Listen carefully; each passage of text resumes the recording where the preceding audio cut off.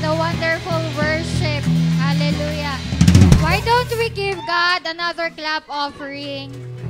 Hallelujah. Hallelujah. Thank you, Lord. Hallelujah. Overwhelm yung ating worship. It's true that God has always been and will always be good to us. Ano po? Ayan. So, muli, good morning po sa bawat isa. Mapapansin nyo po, tayo po ay may blinds. Palakpakan po natin ang Lord for the provision and sa pangunguna po ni na Ma'am Ness at ni Pastor Mike. Yan. So, bawal po matulog. Okay po? Kasi nakakaantok nga po ang palig. Okay po, so proceed na po tayo sa atin pong announcements. Ayan, so kung mapapansin nyo po sa labas, meron po tayong ino-offer o binebenta po na iced coffee. So, bili po kayo. It is for fundraising po ito for our lot and building. So, patuloy po nating tangkilikin ang sariling atin. Yung atin pong iced coffee. Ano po? Available po yung flavors na Spanish latte, mocha, Milo dinosaur. Sa ibabaw po niyan may toppings na dinosaur. Tapos po yung black plain coffee. Yan. So, bili po kayo sa labas. Okay po? 39 pesos po yan. Yun pong 29, yun po ay introductory price lang po namin nung pinaka soft opening po. So ngayon po, 39 pesos na po yan. Hard opening. Okay po? Wag po ay mag-alala, all the proceeds will go to the lot and building project. So para pa din po yan sa improvement ng ating church. Okay po? And also, patuloy po nating i-promote ang ating pong school.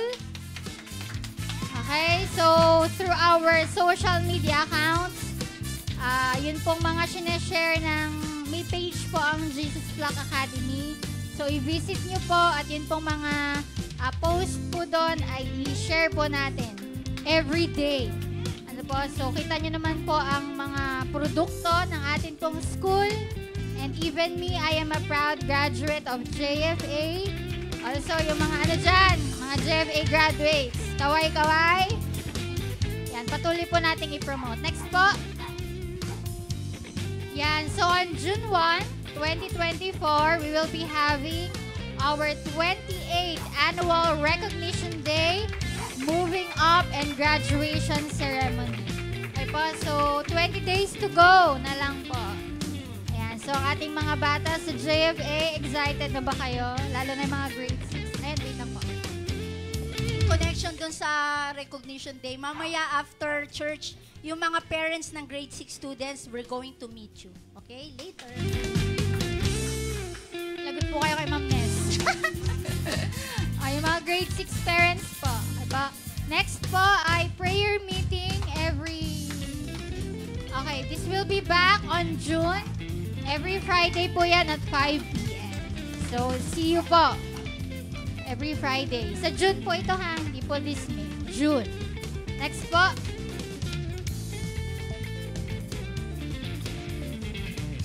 Okay, Anilaw East Bible Study will start on the 2nd week of June. So, kung may mga gusto po mag-volunteers, open po. Okay po. I-tap nyo lang po si Ma'am Noemi para po sa mga gusto mag-volunteer. Ito po ay provided. Lahat po ng mga materials na gagamitin yan po ay provided. Next po. Yan. So, nung Friday po, nagkaroon po kami ng district checking ang school. So, thank God po at nairaos po yan. May mga revisions pero hindi naman po ganun ka major. Mga minor revisions lang po. Okay, so ongoing preparations on JFA, JFBC compound. So, for the upcoming, po yan, Recognition Day. So, may mga blinds, may mga lights. Ano pa bang idadagdag dyan? Masa-surprise na lang po tayo for the recognition. Dami pong nakahanda. Okay, so our lot and building project We have already raised 26,400 pesos. So, ano po yung Laalat and Building Countdown? 600 days. Hindi pa ganun. Okay, so ano po yung 600 days? Ng pagbabayad. Konti na lang. Tatapos na natin. Okay, so patuloy po tayo maging faithful sa ating pagbibigay ng ating mga pledges. Okay po, yun lang po ating announcement. Proceed na po tayo sa ating offering. Palakpakan po natin si Juris na maglilid sa atin.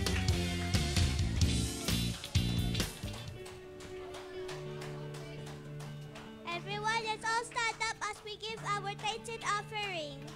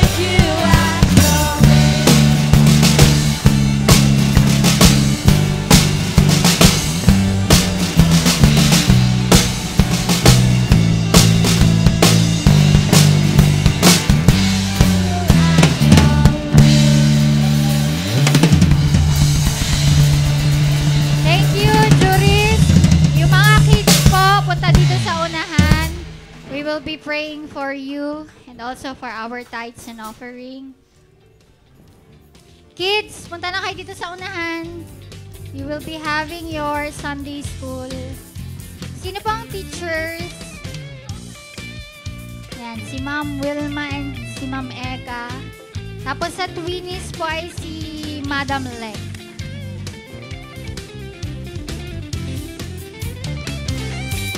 Ito lang po ang ating mga kids.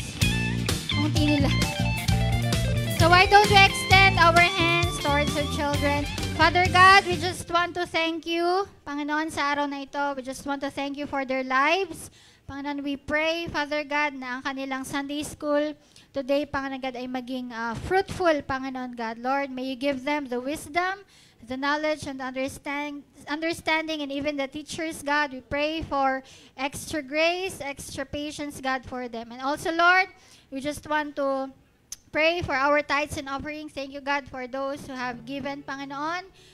Bless them more abundantly, Panginoon God. Siksik, liglig, at umaapaw, Panginoon God. At punan mo, Lord, ang kanila, Lord God, na ang bawat pamilya, Panginoon God, na nagbigay, Panginoon God, ay, Lord, ay i-bless mo, Panginoon God. So, Lord, we just want to thank you. We glorify your name. This we pray in Jesus' name. Amen. Ngayon po ay welcome na po natin si Pastor Mike. Salamat, Ma'am Leka.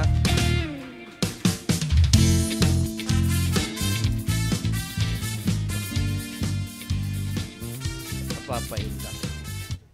Stop the music. Okay, praise the Lord. Huwag niyo akong tutulugan, bagamat very cozy ang place natin. Nice. Bawal matulog, Okay, yung inaantok, pwedeng tapikin nung katabi. Okay. Kaya, tingnan-tingnan ng inyong mga katabi. Okay, so, it's been a fruitful week, productive week, and an aching body. Anyway, I'll be sharing a prayer na sabi, Lord, make me bigger.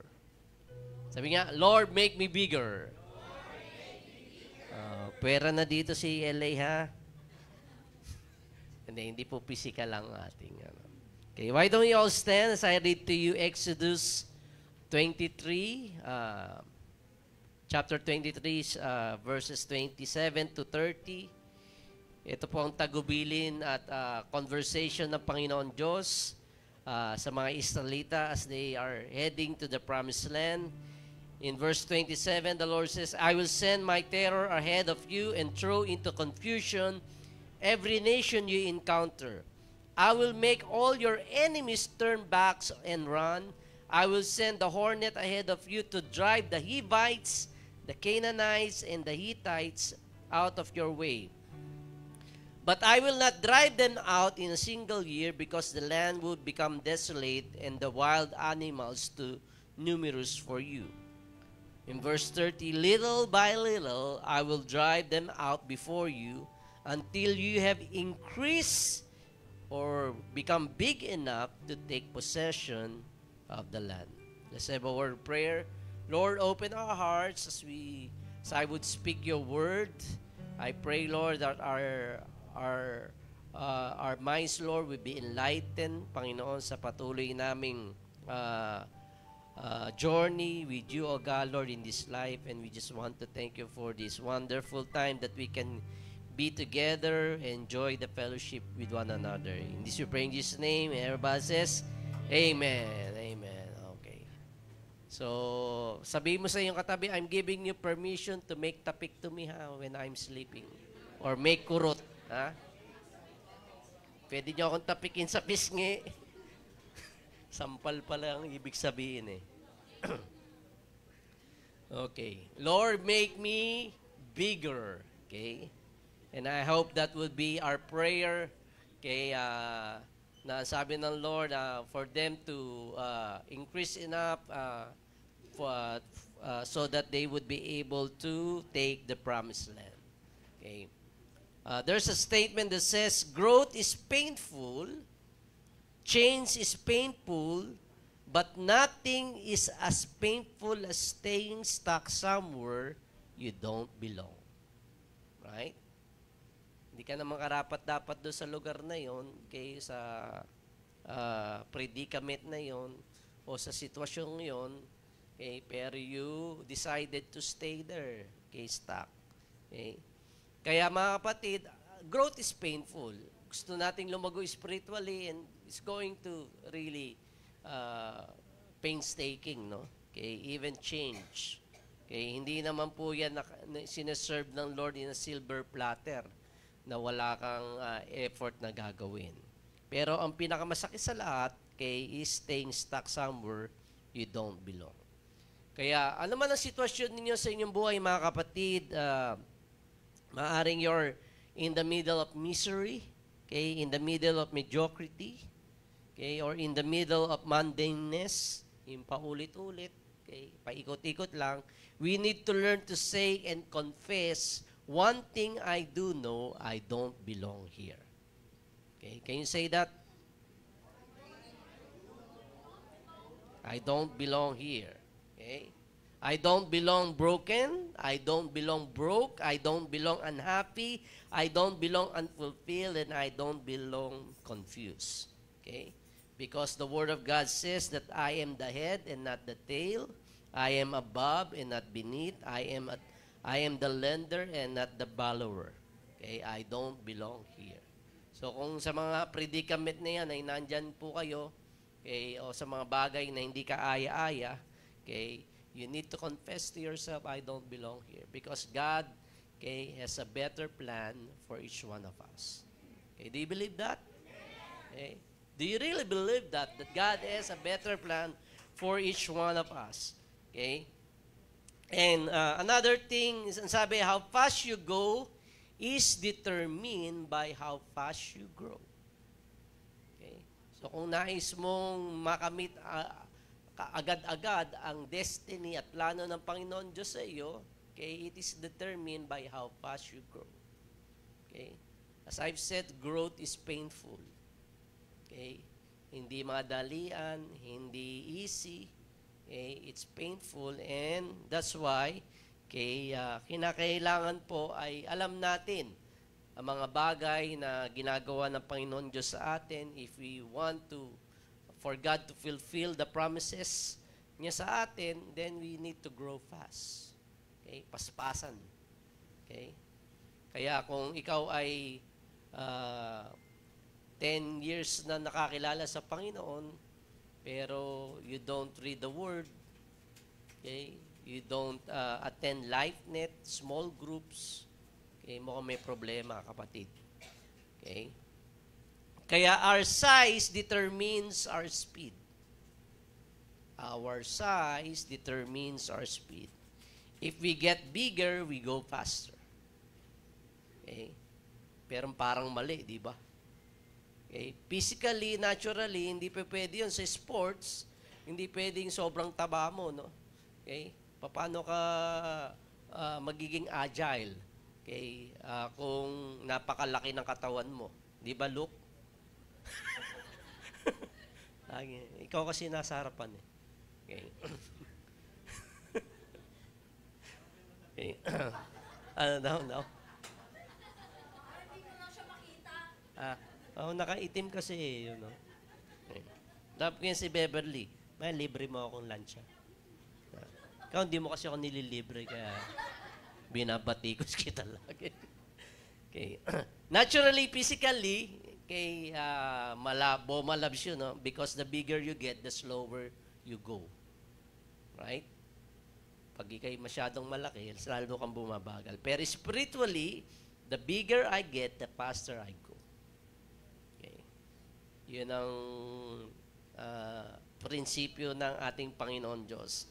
Okay, dito sa ating binasa sa Exodus 23, okay, na ang pangako niya sa mga Israelita is that they are going on an exodus out of Egypt. Okay? And ang ibig lang sabihin ng exodus, okay, one of the book in the Bible means exit. Okay? So whenever God orchestrated an exit, it is actually an invitation to something better than you exited for. Okay? Okay? So ibig sabihin, mas maganda yung lugar, okay, na pagdadalan sa iyo ng Panginoon Diyos. So don't stay stuck, okay, in any predicament na hindi ka naman kinakailangan naroon. So when God tells you to exit or orchestrate something, okay, for you to get out of that, then okay, mas magandang lugar ang pagdadalan sa iyo ng Panginoon Diyos. Okay? So God is saying, I'm calling you out because I'm getting ready to take you in. Okay? So they are going out of Egypt, okay, for God to take into the promised land. Okay? You may not see it yet, but you better come out. Maaaring hindi mo pa nakikita, pero sinasabi ng Lord, you better decide to come out. Okay? Okay?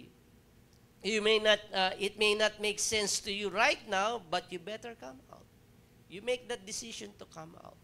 Okay? Ano mang predicament, okay, na meron ka, ano mang kahirapan, ano mang di ka aya-aya sa buhay na iyong nararanasan sa pagkakataong ito, sa panahong ito, you better decide to come out. Okay, when God is bringing you out of Egypt, He is getting ready to take you in the promised land. Always remember, okay, Egypt represents a place, a person, a predicament that's holding you up or holding you back. Okay? So ito yung mga lugar o sitwasyon, okay, o maaring tao na nag-hold back sa iyo, no? Okay, in order for you not in order for you not to go to the next level na pagdadalan sa iyo ng ating Panginoon Diyos. Kaya kung mapapansin nyo, okay, may mga tao magagalit sa inyo, may mga taong agitated to you, okay, people around you because of your promotion. Nile-level up ka ng Panginoon Diyos, ina-upgrade ka, ini-increase ka ng Panginoon Diyos, ginagawa kang bigger, okay, then, okay, kung magkakaganon, then there's a need for separation. Okay? Yung mga taong yun, di mo kinakailangan sa iyong buhay. Okay? You don't have to stay low, okay, for you to stay close to them. Magpapakababa ka ba? Okay, ng pamumuhay para lamang kasama mo sila. You don't have to stay dysfunctional in order to stay close to them. You don't have to stay unhappy for you to stay close to them. Okay? Maybe they like Egypt, okay? Okay? Then that's their decision. Okay? It doesn't mean I don't like that person, okay? You just don't like Egypt. Right? Ano ulit ang Egypt? Okay, represents a place, a person, or predicament na hindi naman talaga yon ang plano sa iyo ng Panginoon Diyos. That's holding you back. Okay?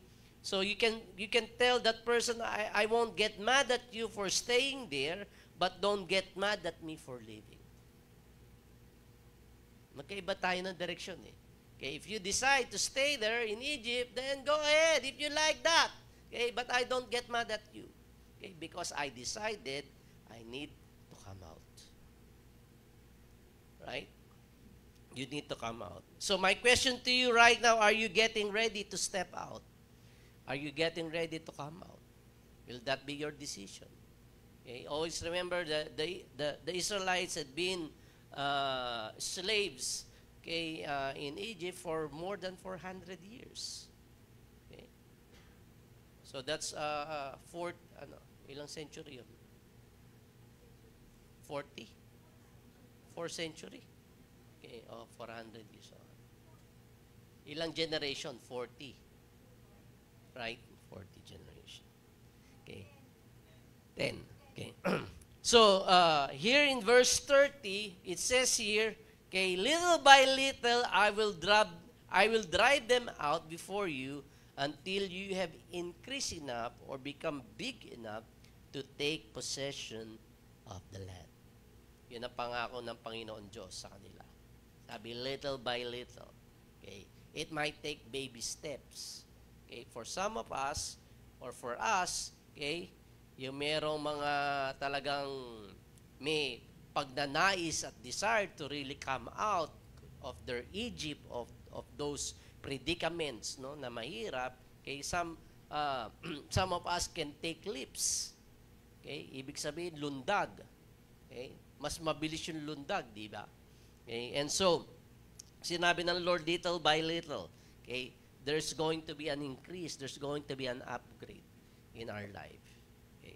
Kaya mga kapatid, dapat po nag-uunlad din ang ating relasyon sa ating Panginoon Diyos. Hindi tayo nagre-regress. Okay? Iba nakakilala sa Panginoon, okay, nung mag-backslide, mas masahol pa eh. Okay? Doon sa pagkakaligtas sa kanila ng ating Panginoon Diyos. So little by little, I will drive them out before you until you have increased enough to take possession of the land. Okay? The word before you has two connotations yan. No? Okay? Okay? Unang-una, okay, God is going to drive your enemies out before you get there.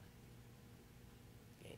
Ibig sabihin, tatanggalin na ng Panginoon Diyos ang inyong mga kaaway bago ka pagpunta doon sa lugar na yun. Isn't that wonderful? Isn't that amazing? Diba?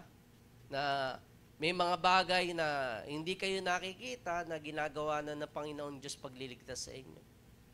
You're not aware of. Okay? Have you thanked God for that? Hindi ka aware. Pero ginawa na ng Panginoon Diyos yun. Okay? Kaya some of us, we might not have any thing to thank God for, then you thank God for the things that you don't know. Okay? That God has saved you. Okay? That God has ransomed you. That God has rescued you. Okay? So, yun ang unang connotation, no? Okay? God's going to drive your enemies out before you get there. Another thing, God's going to drive them out before you even while you're there. Okay? In your presence. Okay? Yun ang pangako ng Panginoon Diyos sa Psalms 23, di ba? Okay?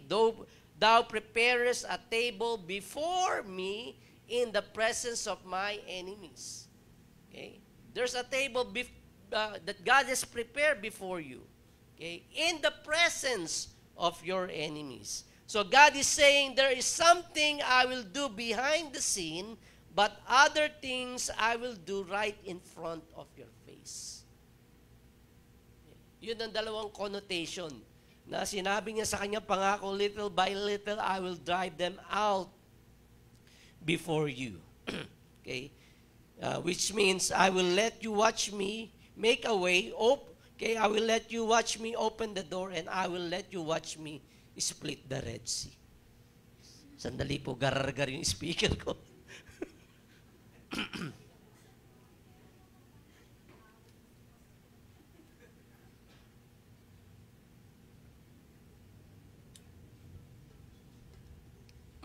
Naintindihan nyo ba? Gets nyo?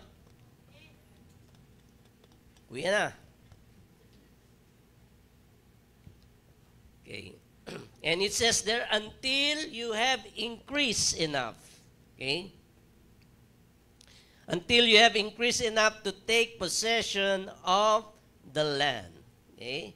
So whenever you're big enough, okay, with the right size, you can seize it. Okay? You can seize the land. Okay? You can claim the land. Yun ang pangako ng ating Panginoon Diyos. Kaya if you're not big enough, you cannot take the land yet. Okay?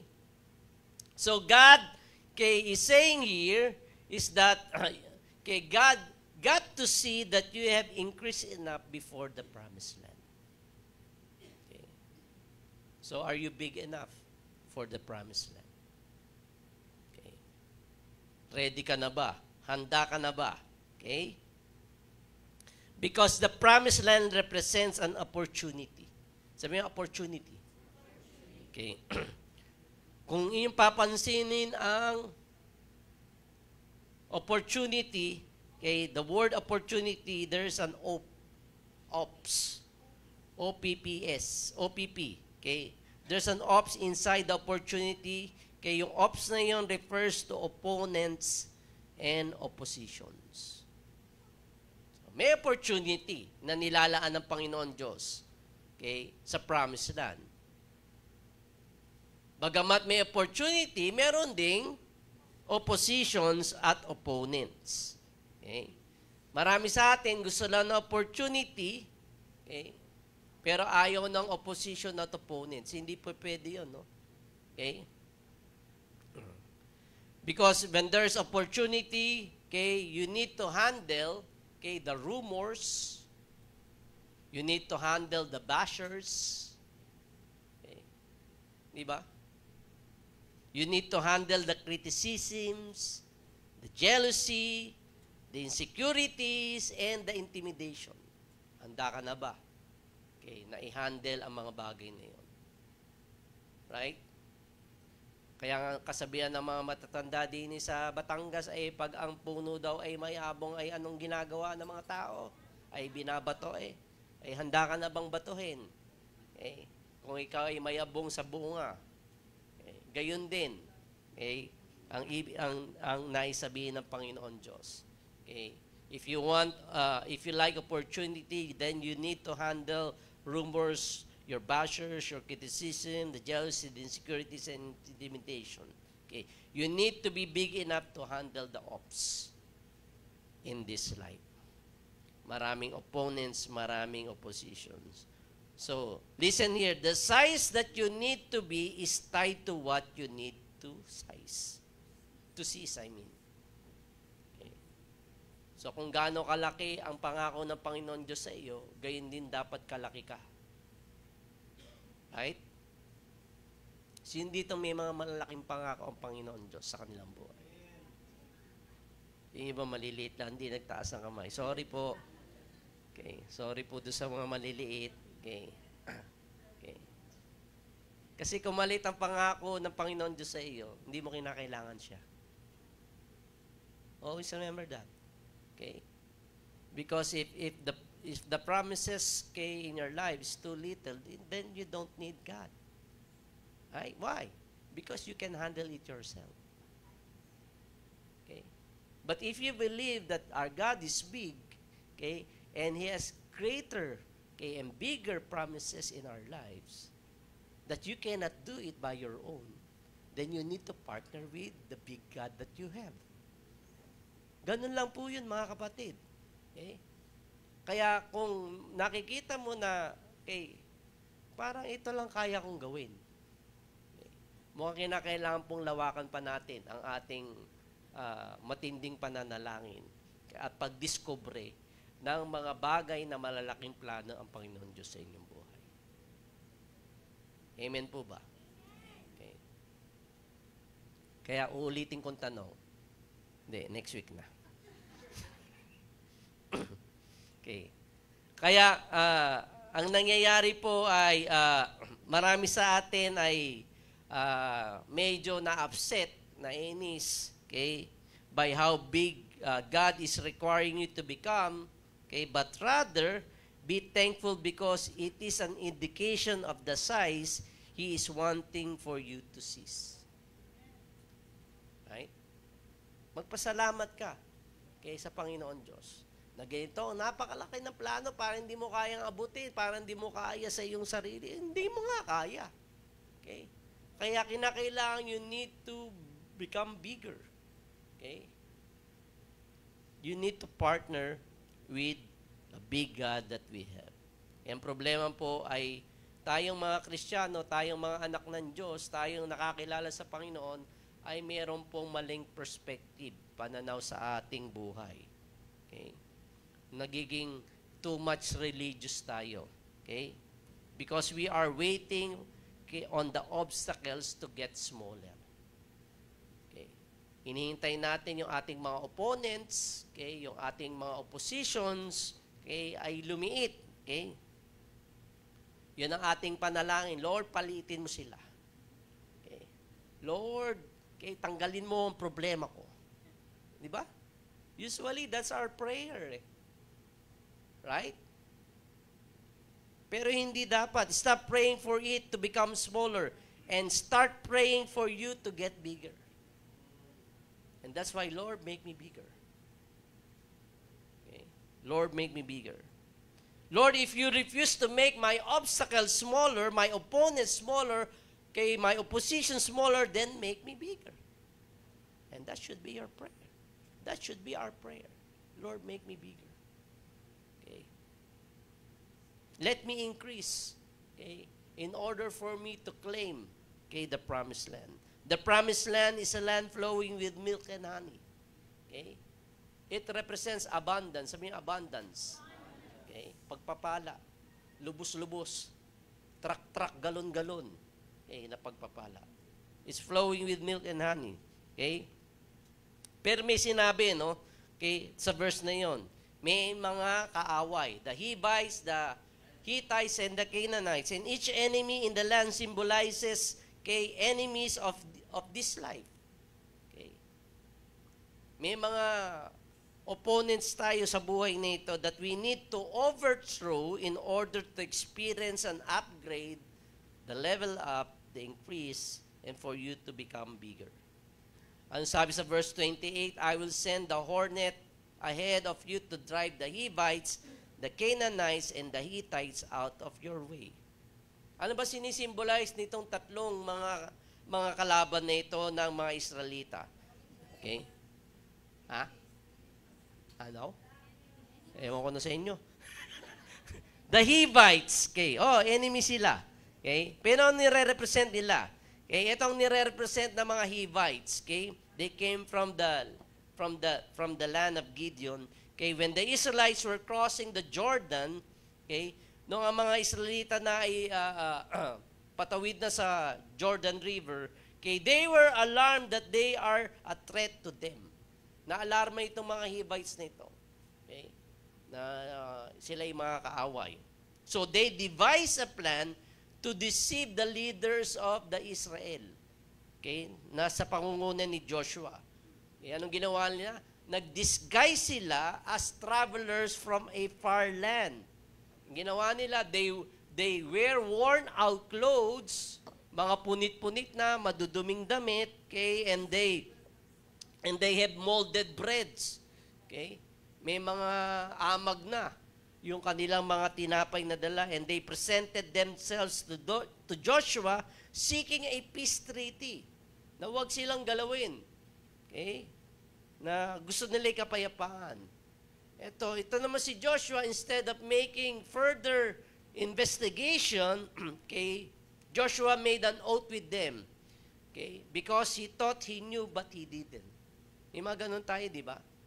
Alam natin, okay, alam na natin, pero hindi pa natin talaga alam. Okay? Dahil may mga tao would try to present themselves one way, but they were another. May namit na kayong ganun, mga tao. Di ba? Babait-baitan, okay? Meron naman talagang mabait. Pero iba nagbabait-baitan. Dahil sa Egypt, dadalawa lang klase ang tao. Okay? Ang lahi ng mga Egyptian at ang lahi ng mga Hebrews. Sila lang dalawang tao doon. No? Okay? Wala silang ganong klaseng problema. Okay? And in the New Testament, may warning ang Panginoon Diyos sa atin. Anong warning ng Panginoon Diyos sa atin? Okay? To be aware of people who cover themselves with sheep's clothing, but inwardly are ravenous wolves. So mag-ingat din po tayo. Okay? Sinasabi ng Lord, wag tayong tatanga-tanga. As simple as that. Be wise. Okay?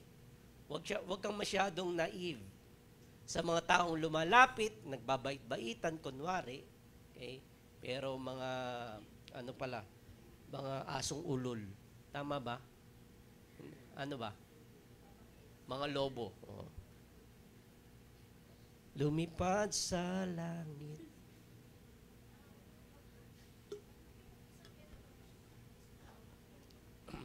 Nahirapan akong uminom, lumago.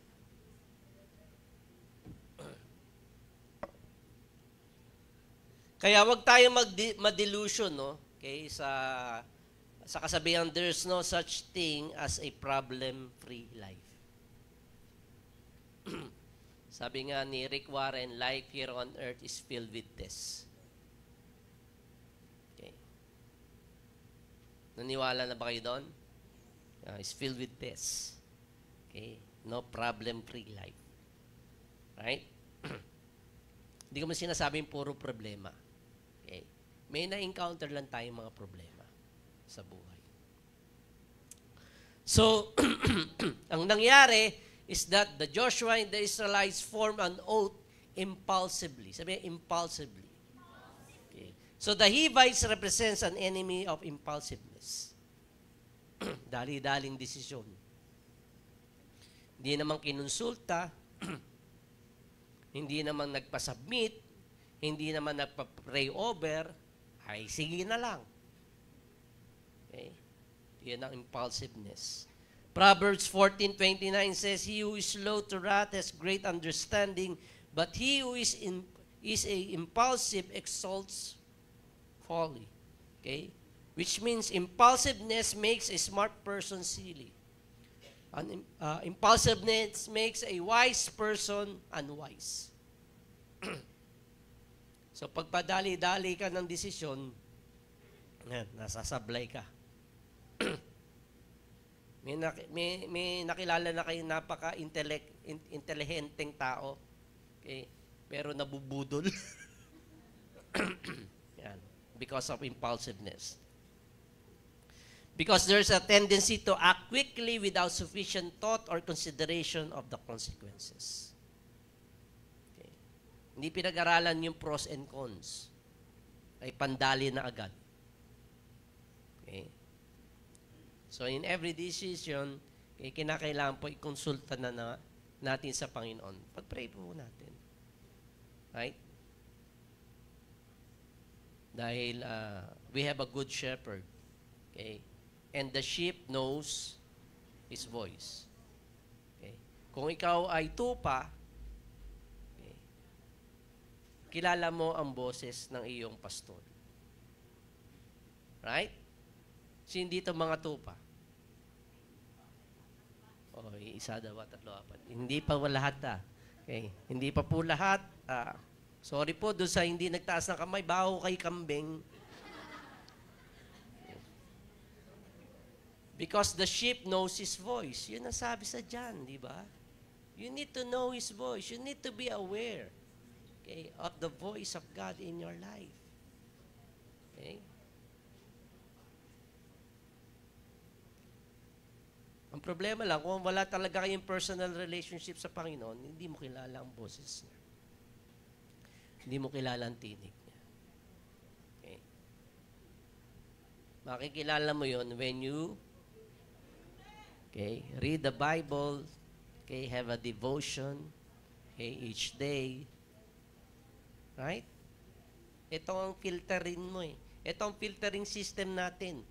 Sa lahat ng mga opportunities, sa lahat ng mga bagay na dumadating po sa ating buhay, sa lahat ng mga desisyon po, mga kapatid.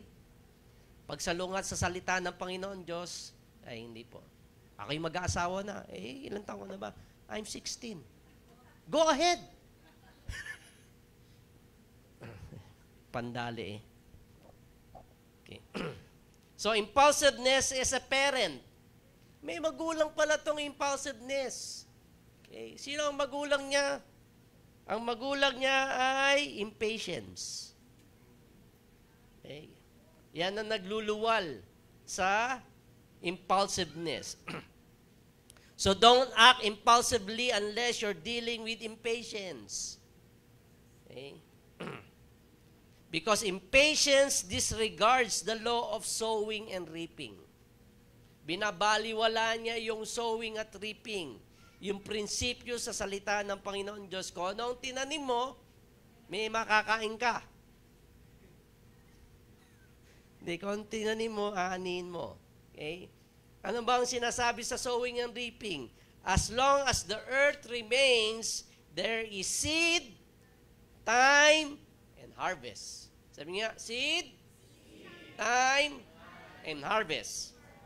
So, pag ikaw impatience, impatience, you want to go from seed to harvest. Okay. Gusto mo agad, pag may tinanim ka, ani na agad. Wala nang tay-tay. Ani na. Ay, hindi po. Okay? Ang prinsipyo sa salita ng Panginoon, as long as the earth remains, habang ikaw ay naririnig sa sanlibutang ite, okay? Sa planetang ite, ere pala. Okay? There is seed, time, and harvest. Okay? Gusto natin mag-skip ng steps. Gusto natin on the go. Okay? Gusto natin laging sa fast food. Ayaw na natin magluto. Fast food na lang ng fast food. Kaya marami sa ating may mga sakit. Wala. Okay. Buti pa si LA, pass it lang ng pass it. Walang lunok-lunok. Ay, walang nguya-nguya, Brad. Oy! Tst! May ano ako dito. May balita ako dito. May shota na to. May shota na. Ay, mali pala. Mali na ako narinig. Okay. Ikaw ay nag-graduate ka ng ano? Nag-graduate po siya ng magna cum laude.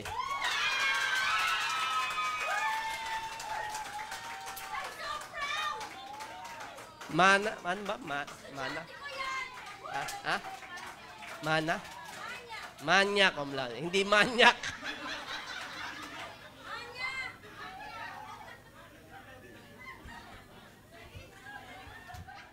Tonto si Ate Leko, oh.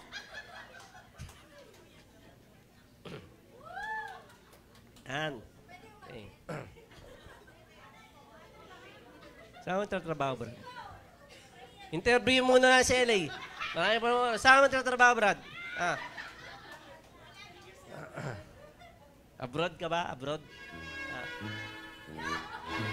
Yan. And then, okay. So, wag po tayo mag-skip ng steps, ano? Okay, may mga proseso, prinsipyo sa salita ng Panginoon Diyos na kinakailangan po nating sundin. Okay, yung mga nagmamadali dyan, okay, gusto niyo patamaan ko kayo. Okay, lalo yung mga kabataan, kayo mga mahihiling mag-boyfriend at girlfriend. Ayan, tapos ka na, pwede na, Brad. Okay, pag nakapagtrabaho na, hindi pa daw pala. Trabaho ka muna, Brad. Okay. Pag kumikita na, pag stable na ang buhay, yan. Okay, hindi pa pala. Ba't dati pinayagan mo? Hindi pa ba? Hindi alam, Brad. Hindi alam. Hindi pala alam yun eh. Kaya, walang blessing. Kita mo? Oh, sumablay tuloy. Oh. Oh. O, gusto nyo, si LA na lang pag-usapan natin.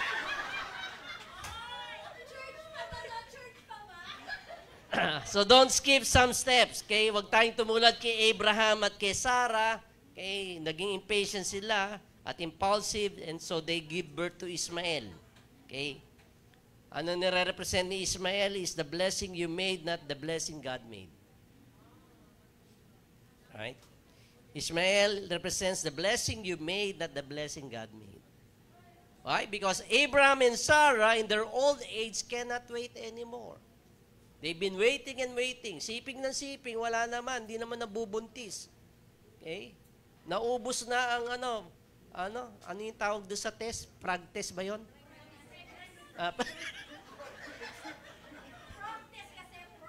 Frog. Okay. Frog. Hindi frog. Tuwele, mali ang ano mo, ha? Okay. So, hindi sila mapaghintay. Kaya ano sinuggest ni Sarah? Sipingan mo yung ating katulong. Okay? Sabi ni Abraham, sige pa. Sinuggest mo eh. Pero totoo, sa kalooban ko, ayoko eh. Pero dahil sinuggest mo, sige. Okay. So, Abraham slept with Hagar. Okay, kaya nagbuntis si Hagar at sinilang si Ismael. Okay? So here, makikita natin that they were using human effort to bring God's promise to pass. Pag may pangako ang Panginoon Diyos sa inyo, okay, kinakailangan bang gawin natin sa ating sariling lakas? Okay. Wag po. Because Ishmael represents the fruit of their impatience. One thing they made instead of waiting on the one God made for them. Okay. Sino dito nagwe-wait? Okay. Sa mga kabataan, wait po tayo. Okay. Okay lang magkaroon ng inspiration, no? Okay. Pero hindi agad na arya eh. Okay. Huwag ataters. Okay. So let's wait. Okay? For the one God made for you. Okay? So, sino dito are really waiting and desiring for the blessing of God in their lives? Waiting and desiring for Isaac. Because Isaac represents the blessing God made for you. Okay? So, if you want Isaac, he is worth your waiting. Right? Abraham and Sarah waited for how many years? Bilang po, bilang. Abraham was 75 years old when they received the promise na magkakaroon sila ng anak. Okay? Pero sinilang si Isaac when Abraham was 100 years old. So, it took them 25 years. Tama-tama po. Okay? Sa pagsilang mo, okay, hanggang makagraduate ka, okay, magkatrabaho ka, 25 anyos ka na siguro, no? Ilan taon ka na ba, Brad? 25 ka na? Oo.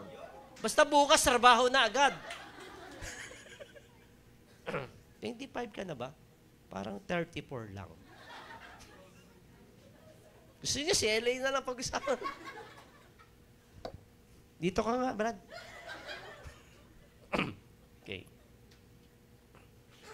So Isaac is worth the waiting. Ano sabi sa promise ng Lord? Isaiah 40 verse 31, but those who wait on the Lord shall renew their strength. So if you don't wait, okay, your strength will never be renewed. Okay, they shall mount out with wings like eagles. They shall run and not be weary. So if you don't wait, you're going to run, and you'll be weary. Okay? And they shall walk and not faint. If you don't wait, okay, you will walk, and you will faint. Okay? So iba sa atin, walang strength. Okay? We're growing weary. Okay? We always faint because we don't learn to wait upon the Lord. Okay? So better wait upon the Lord. That's why, okay, that's the reason God make David take the time to wait before he sits on the throne. Remember the story? Okay? Di ba nung siya'y inanoint ni Samuel sa kanilang bahay, pinaling niya ng tatay niya si Jesse. Pag after ba the anointing, he already seated on the throne. It took them about 17 years. David took about 17 years. Okay? Bago siya, maluklok sa trono bilang hari. Piruin niyo yun, 17 years of waiting. Bakit mo pa ako inanoint? Dapat after 17 years mo na ako inanoint. Di ba yun na maaari mong i-reason out? Pero David waited for 17 years. Okay. Before he was able to sat on the throne as king. Alam niyo po, okay, when you say something in just a second, pag may binulalas kang salita na hindi karapat-dapat, it will follow you in a season. Diba? Have you thought about that? May sinabi kang hindi ka nais-nais, okay, at narinig ng karamihan, it will follow you in a season. Okay? Because what you sow is what you reap. Okay? Listen here, every decision is pregnant with the potential to produce a season. Kaya don't be impatient. Okay. Yung iba, other do things for a few moments and deal with it for their whole lifetime. Diba? Saglit lang ginawa, pero yung consequences ay panghabang buhay. So impulsiveness is sowing seed for the harvest you don't want in your future. So we need to be bigger than impulsiveness. That's the first enemy, okay, sa buhay na ito. The second is the Canaanites. The Canaanites represent the enemy of improper priorities. Nakaset ba ang priority mo, kapatid, sa iyong buhay? Okay, the way you manage your life, okay, yung mga negotiables and non-negotiables. Okay, the Canaanites were known in sacrificing their babies on the burning altar of a god called Molech. Molech ang pronunciation dyan. Okay. Pero ang Moloch. Molech. Okay. Kaya ang tanong, is it right putting the wrong thing on the altar? Okay. Kasi mga Canaanites, they sacrifice their children. Okay. Kaya ang tanong, is it right putting the wrong thing on the altar? Okay. We cannot go to the promised land if we keep on sacrificing the wrong thing on the altar. Ano ba sinasacrifice mo maling bagay sa altar? Okay. We experienced it, me and my wife experienced it, okay, and it really, God has dealt with us, okay, in our marriage, okay, we sacrifice our marriage, okay, on the altar. Why? Okay, because we're together. We're always together. Okay? We're always together, but we're not on the same page. Kakalungkot, no? Okay? Kasi, pareho kami nasa church. Pagpasok, pag-uwi, magkasama pa rin. Diba? Kapit ko sa isa't isa. Pero we're not on the same page. Because we seldom communicate, we seldom talk things about ourselves. Okay? Ang laging naming topic ng conversation is about the church, about the members. But we don't talk about our family, our relationship. So, mali. Mali po yun. Okay? At doon kami tinuruan ng Panginoon Diyos. At patuloy pong tinuturuan ng Lord for that. So, don't sacrifice. Don't put things that are important on the altar. Okay? How about for us as a family? Do we speak the truth in love? Okay? Ay, hindi ko ayokong i-review kasi baka baka ma-offend siya. Baka samaan ako baka sumama ang loob niya sa akin. Hindi naman yun ang sinasabi ng Lord eh. Ang sinasabi sa Bible, okay, speak the truth in love. Okay? Nire-rebuke mo siya para itama mo siya. Okay? Ang katanungan nga doon, okay, does it bring discomfort to you or does it bring discomfort to the person na sasabihan mo? Ano ba talaga? Okay. Discomfort sa kanya o discomfort sa iyo kaya ayaw mo sabihin ng totoo? Okay. Dapat ang attitude natin mga kapatid, I love you enough that I hurt your feelings in order to spare your future. Sinasabihan kita ng tama para spare ang iyong future. Right? So we need to learn to know what's non-negotiable in our lives. We need to put up standards. Okay, ano yung mga priorities natin sa ating buhay? Ang church ba sa iyo non-negotiable o negotiable? Pag sinabing non-negotiable, every Sunday morning, I need to be on church. Okay? Not unless may emergency. Not unless may family affair. Hopefully naman po, hindi every Sunday ang family affair ninyo. Hindi po ba? May mga members tayo nagpapaalam sa akin, Pastor, wala po ako kasi may kinakailangan po akong attend na family reunion. Okay? Ikakasal po yung aking anak. Definitely, dapat nandun ka. Pero kung every Sunday, family affair, medyo malabs na. No? Okay? Naunawaan niyo ba ang sinasabi? Okay? So, sinasacrifice natin yung mga importanteng bagay, yung mga non-negotiable sa ating buhay, okay? Because we have improper priorities. Hindi tama yung ating prioridad sa ating buhay. Okay? How about your relationship with God? Do you put that on the altar?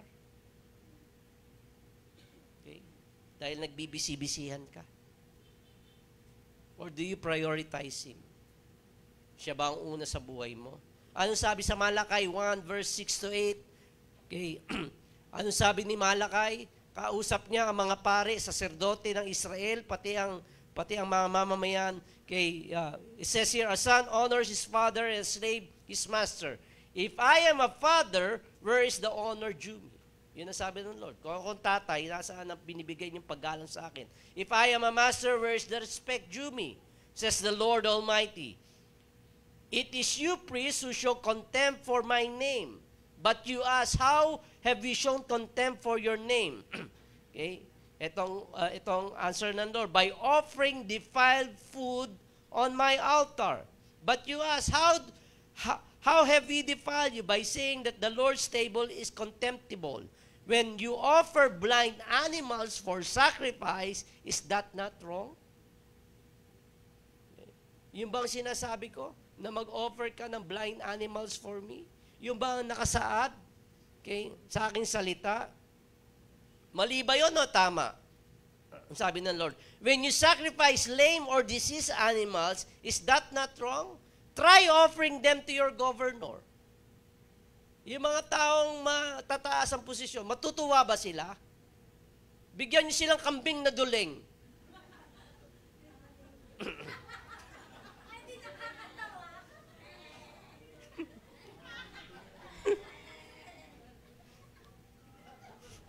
Tama, nakakatawa nga.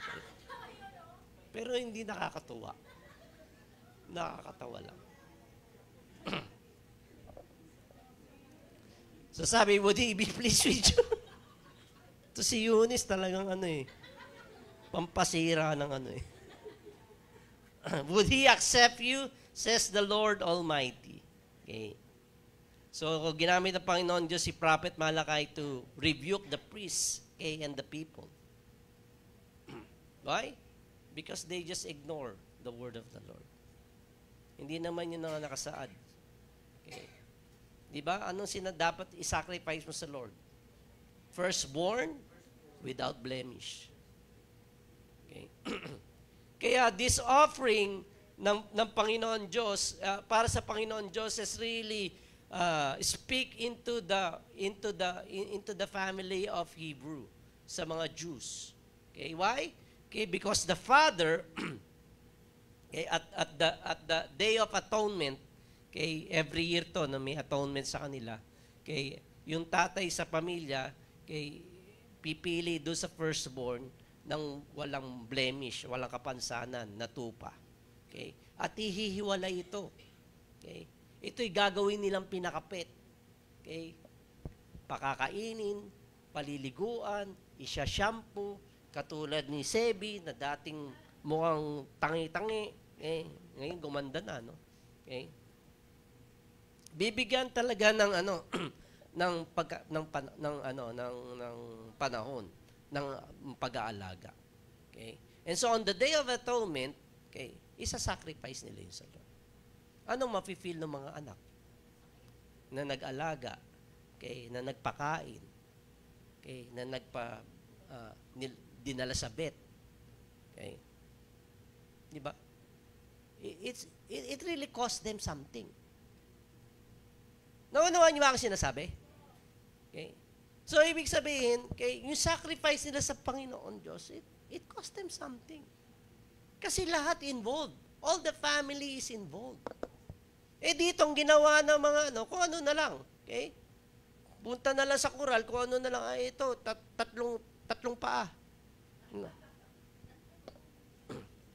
Ito, walang ulong kambing. Pwede na. Kung ano na lang, i-sacrifice. Which means God is not their priority. Right? Kaya parang sinasabi ng Lord dito, you have me in your life, but I am not first. How about you? You have God in your life, but He is first? Inuunan niyo ba siya? Okay? Sa buong maghapon ba, sa gabi lang ang Lord, bubukas kang Biblia, pagod na pagod ka na, antok na antok ka. Sabi yung ito, 1 King 18, Elijah, and Obadiah. Diba? Hindi ko sinasabing masama mag-devotion sa gabi. Pero at least you try to prepare yourself. Hindi yung pagod na pagod ka na, wala ka ng lakas. Okay? Ang amen mo, kinabukasan na. Hindi mo naalala yung prayer mo. Kasi hindi ka naman talaga nag-pray. Nag-amen ka lang kinabukasan. Amen, Lord, buhay pa ako. Okay. Kaya sinasabi ng Lord, your heart is not a throne but a couch. Okay? If you get someone else sitting there, then I won't. Kung iba nakaupo dyan, I won't sit there. Okay? Kaya my question to you, brother and sister, okay, as a challenge, okay, God may be in your life, but is He first? Siya bang inuuna natin? Okay? Kaya dito makikita natin yung actions ng mga Israelites and how they offered their sacrifice before the Lord, okay, ay pinapakita kung sino talaga ang una sa kanilang buhay. Hindi nila inuuna ang Panginoon. Kasi kung ano na lang. Right? Remember Abel and Cain? Okay. Bakit yung sacrifice ni, ano ba yung tinanggap? Yung sacrifice ni Abel ay tinanggap, yung kay Cain hindi. Kasi kung ano na lang. Right? That's why we need to be bigger than improper priorities in our life. Kaya mga kapatid, itong mga bagay na ito, okay, na dumarating sa ating buhay, okay, itong mga enemies na to, we need to overthrow them. We need to get rid of them. And lastly, the Hittites. Hittites represents the enemy of infection. Okay. Sabi nga, infection. Do you want to embrace infection? Okay. Definitely not. Okay? Anong nire-represent ng Hittites? Ito yung mga tao, these were the people who were hurt. Okay? Hostile sila because they were always under attack. Okay? And so they projected that suspicion on Israel. Okay? Ganun ang kanilang pagtingin. Okay? The Israelites going to hurt them. Always remember this truth. Hurt people, hurt people. Sabi nga, hurt people, hurt people. Ang tao na saktan, okay, mananakit ang tao. Okay? If you don't learn to forgive, you will hurt people. Okay? Kung nasaktan ka ng nanay mo, okay, mananakit ka ng kapatid mo, mananakit ka ng kapwa mo. Okay? The cycle goes round. And that's the principle. Hurt people, hurt people. Okay? Kaya kung ikaw ay nagtatanim ng sama ng loob, okay, yan po ang ating pagkaiwasan. Tayo po'y matutong magpatawad. Okay? Kaya sabi ng Lord sa Bible, okay, forgive, okay, 70 times 7. 70 times 7, that's 149. 490. Okay, 490.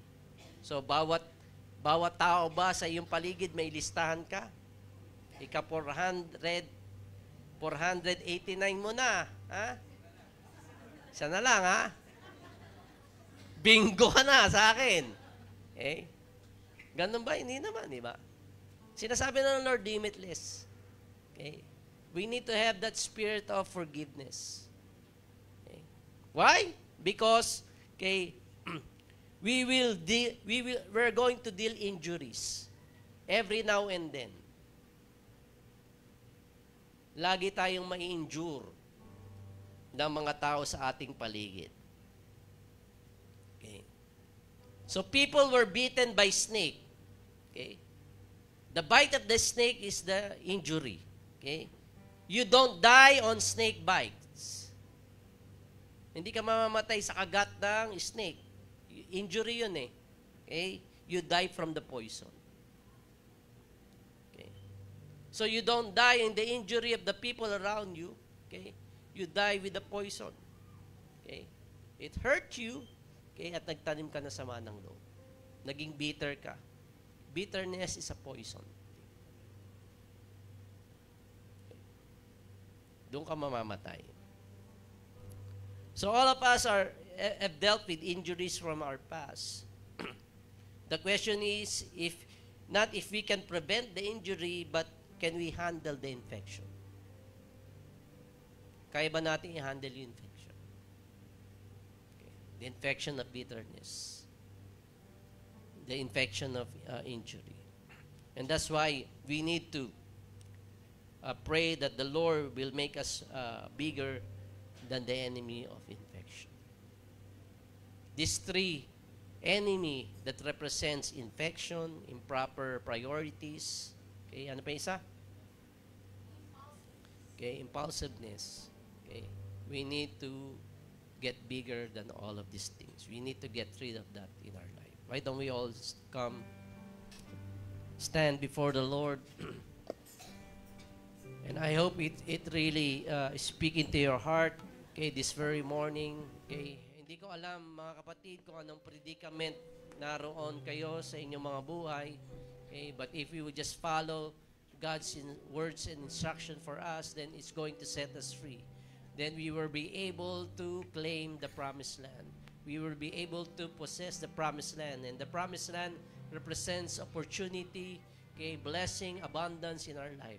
Do you want that, okay, to happen in your life? Then we need to get bigger than improper priorities, bigger than impulsiveness, and bigger than infections, okay, hurts and bitterness sa ating mga buhay. Father, we come to you. Why don't we lift our hands right now? Just lift your hands right now. Okay. Panginoon, kung meron man pong bahid sa aming puso't kaisipan, okay, ng hurts at bitterness sa aming buhay that infected us, our mindset, Panginoon. Lord, I pray that we would get bigger than all of these things, oh God. I pray that you would just get rid of that, oh God. And getting rid of hurts and bitterness can only be done, Lord, as we release forgiveness, Panginoon. And so, Father, I pray right now, Lord, that you would just release that spirit, Lord, of forgiveness, Lord, in our hearts and in our minds, oh God, Lord. Every time we remember, Lord, the trauma, Panginoon Diyos, na dumarating sa aming buhay, Lord, that we have dealing, Lord, sa aming nakaraan, Panginoon, we release forgiveness right now. Can you say that right now? Release that forgiveness to the person right now. Kung ano man ang naalala mong hindi ka nais-nais sa trauma, sa iyong buhay, traumatic experience, just release forgiveness. Father, we release forgiveness right now. Right now, oh God, Lord. Right at this very moment, oh God, Lord. We really, Lord, take away the infection, Lord, of bitterness right now. In the name of Jesus. In the name of Jesus. And Father, Lord, we even pray that you make us, Lord, bigger, Lord. Lord, than the wrong priorities na inilalagay namin sa aming buhay, oh God, Lord. Wrong priorities na, Lord, wrong thing that we have sacrificed on the altar, Panginoon Diyos. We might be doing good things, oh God, pero maaaring itong mga bagay na ito ay nagiging hadlang, Panginoon Diyos. Lord, sa mga marami pang komplikado, Lord, sa mga problema sa aming buhay. And so forgive us, oh God, Lord, for ignoring you, oh God, Lord, for taking you for granted, oh God. Lord, I pray, oh God, Lord, that you would just search our heart right now and that we would just, Lord, okay, make you the first, oh God, Lord, in our life, Lord. Ikaw ang aming unahin, Panginoon Diyos. And Lord, I pray that you would make us bigger, oh God, Lord, from our impulsiveness. Lord, hayaan mo, Panginoon Diyos, na masanay kami, Panginoon. Sanayin namin ang aming sarili, Lord, sa araw-araw ng aming buhay, na kami dumulog sa iyo, Panginoon Diyos. Na ang lahat, Lord, ng mga desisyon sa buhay namin ay isang guni namin sa iyo, Panginoon Diyos. Huwag mong hayaan, Panginoon Diyos, that we would just, Lord, Lord, be proud, oh God, Lord, of our decision ourselves, but rather, oh God, Lord, that we would just, Lord, submit it, Lord, right before you, oh God, right now. Thank you, Jesus. Let's worship Him right now. Give Him praise. I won't forget the wonder of all you brought, deliverance, the exodus of my heart. You found me, you freed me, held back the waters from my release. Oh Yahweh, you're the God who fights for me, Lord of every victory. Hallelujah, hallelujah. You have torn apart the sea, you have led me through the deep. Hallelujah,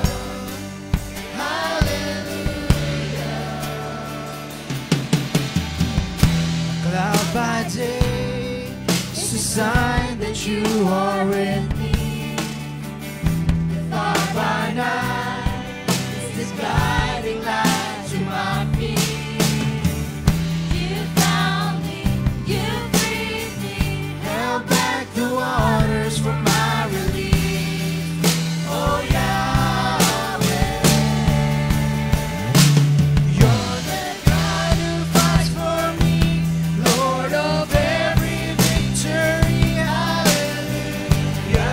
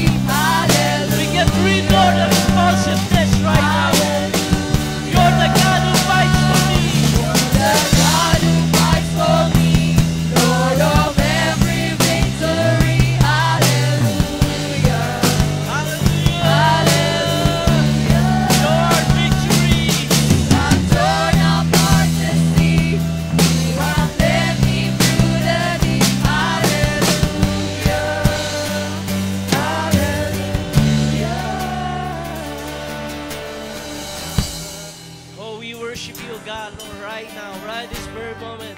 Come on, lift your voice to Him right now. For you are getting ready to step out of the Egypt. Lord, that's an indication that God is bringing you to your destination, oh God. Father, life, we pray for breakthrough right now in the name of Jesus. All our opponents, Lord, all our opposition, all our enemies, oh God, Lord. Panginoon Diyos, we're getting rid of it right now. Right at this very moment, right before our eyes, oh God, Lord. Lord, oh God, Lord, you're the one, Lord, who fights for our battles, oh God, Lord. You're the one who fights for our enemies, oh God, Lord. And we thank you, Lord. We thank you, Lord, even for those battles, oh God, Lord, even for those enemies, Lord, that we are not aware of, Lord, na iyong tinanggal, Panginoon, sa aming mga harapan, Panginoon Diyos. Kami nagpupuri at nagpapasalamat sa iyo. We give you worship. We give you thanks, oh God, Lord. Panginoon Diyos, hayaan mo, Lord, na ikaw ang unahin namin sa aming mga buhay. In order for us to possess the promised land. In order for us, Lord, to have abundance, oh God. In order for us, oh God, Lord, to have opportunities, Lord, in this life, Panginoon. We get rid of infections right now. I pray, Lord, the spirit of forgiveness would come, oh God. In Jesus' name. In Jesus' name, oh God, Lord. Panginoon Diyos, tanggalin mo ang aming pagiging impulsiveness, oh God. Hayaan mo, Panginoon, sa lahat ng pagkakataon, Lord, sa lahat ng aming mga desisyon, Panginoon Diyos, na idulog namin ito sa pananalangin, Panginoon. Lord, sa pagsisiyasat, Panginoon, ng iyong mukha, Panginoon, at ng iyong kalooban. Kaya, Panginoon Diyos, samahan mo kami, Lord. Lord, in the journey that you have set us, oh God, Lord, as we step away, oh God, Lord, as we move out, Lord, from our Egypt right now, oh God, Lord. Panginoon, ipakita mo sa amin na you make way, oh God, Lord, in impossible ways, oh God, Lord. That you are our deliverer, that you are our redeemer, Panginoon. That even, Lord, you need to split the Red Sea again, Lord. You are going to do that, Lord, for us, oh God. And so, Father, we just want to thank you, oh God. We receive your word, Lord, today, oh God. And I pray, oh God, Lord, that better days are ahead of us, oh God. And I pray, oh God, Lord, that you just give us, Lord, a big heart, oh God, Lord. A big heart, oh God, Lord. Give us the increase. Give us the upgrade, Panginoon Diyos, sa aming mga buhay, lalo na sa aming spiritual na relasyon sa iyo. We give you worship. We give you thanks, oh God. It is you pray in Jesus' name. And everyone says, Amen and Amen. Hallelujah. Praise the Lord. Okay. Extend the right hand of fellowship for one another as we get out and worship Him.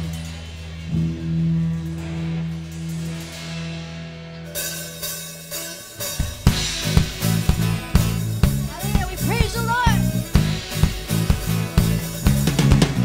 You are here as we lift you up. You are riding on our praise. Be enthroned over everything. You are seated in our praise. This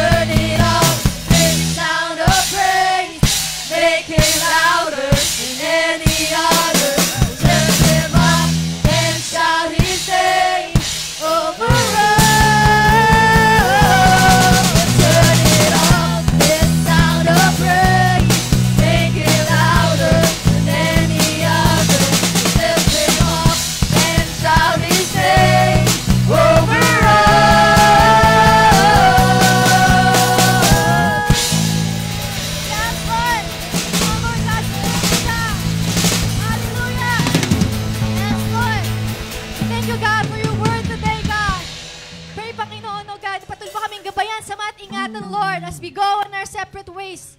In Jesus' name, amen. God bless us.